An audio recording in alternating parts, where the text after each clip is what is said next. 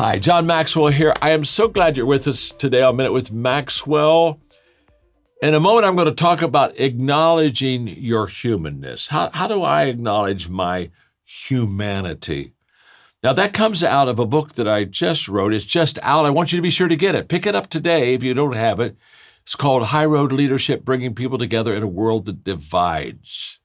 And one of the qualities of a high road leader is they acknowledge their humanness. They can accept not only the things that they do well, but they can accept their humanity, their frailty, their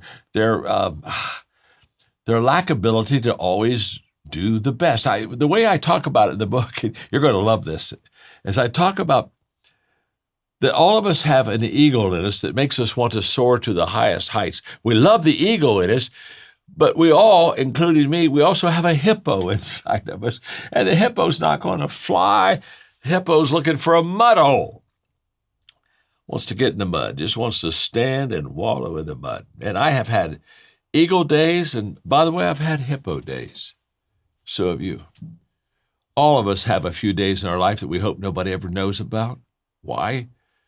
Because we were more human than we really wanted to be. But high road leaders, they acknowledge their humanness, and here's why. If I realize I have a little hippo in me, I won't spend near as much time judging you when you're wallowing in the mud too. You see, the hippo in me helps me to relate with, connect to, and value even the hippo in you. So let's face it. Some days we're an eagle, some days that hippo kind of gets the best of us. And by the way, if you're wallowing in the mud today, you don't have to stay there. You can step out. Hippos do. But before you ever step out of the mud, understand, when you are in touch with yourself, when you acknowledge your humanness, now you're able to love people, acknowledge their humanness, and appreciate them, not always put them down and judge them.